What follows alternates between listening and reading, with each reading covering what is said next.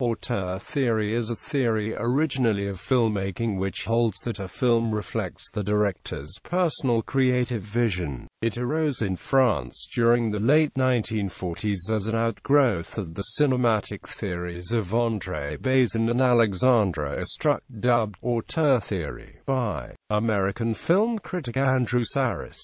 It has since been applied to producers of popular music, as well as directors of video games. Film origin. The definition of an auteur has been debated since the 1940s. André Bazin and Roger Lienhardt presented the theory that it is the director that brings the film to life and uses the film to express their thoughts and feelings about the subject matter as well as a worldview. As an auteur can use lighting, camera work, staging and editing to add to the vision. Truffaut's development. In François Truffaut's 1954 essay Une certaine tendance du cinéma français, François Truffaut coined the phrase la politique des auteurs, asserting that the worst of Jean Renoir's movies would always be more interesting than the best of the movies of Jean Delannoy. Politique might very well be translated as policy or program. It involves a conscious decision to value and look at films in a certain way. One might see it as the policy of treating any director that uses a personal style or a unique world view as an auteur. Truffaut criticized the cinema of quality as scenarists' films, which are works that lack originality and rely on literary classics. According to Truffaut, this means that the director is only amateur and scene a stager. This tradition suggests that the screenwriter hands the script to the director and the director simply adds the performers and pictures. Truffaut said, "Here are no good and bad movies,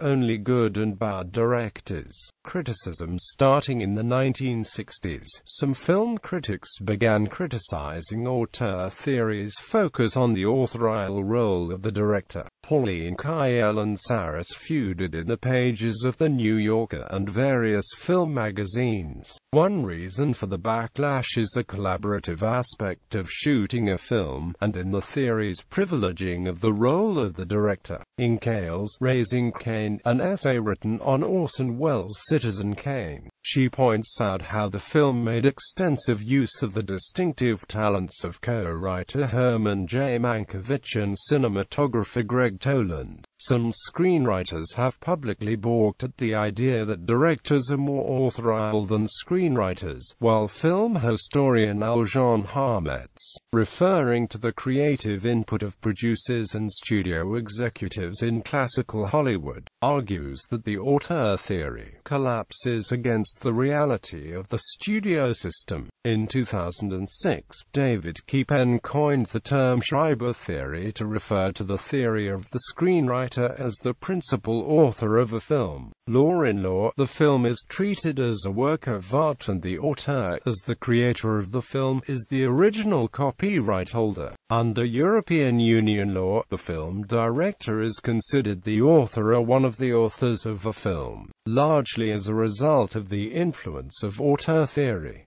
Popular music. For the 1960s, Phil Spector is considered the first auteur among producers of popular music. Author Matthew Bannister named him the first star producer. Journalist Richard Williams wrote, Spector created a new concept. The producer as overall director of the creative process, from beginning to end. He took control of everything. He picked the artists, wrote and chose the material, supervised the arrangements, told the singers how to phrase, masterminded all phases of the recording process with the most painful attention to detail, and released the result on his own label.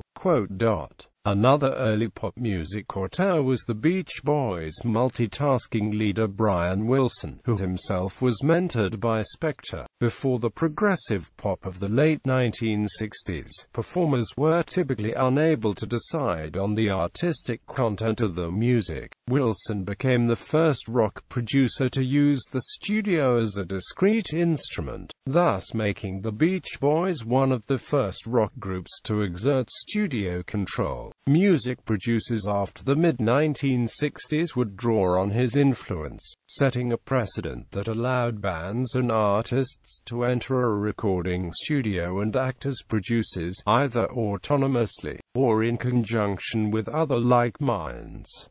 The Atlantic's Jason Guriel wrote that Wilson paved the way for auteurs like Kanye West, anticipate the rise of the producer, the modern pop-centric era, which privileges producer over artist and blurs the line between entertainment and art. Anytime a band or musician disappears into a studio to contrive an album-length mystery, the ghost of Wilson is hovering near. Video games. Bibliography.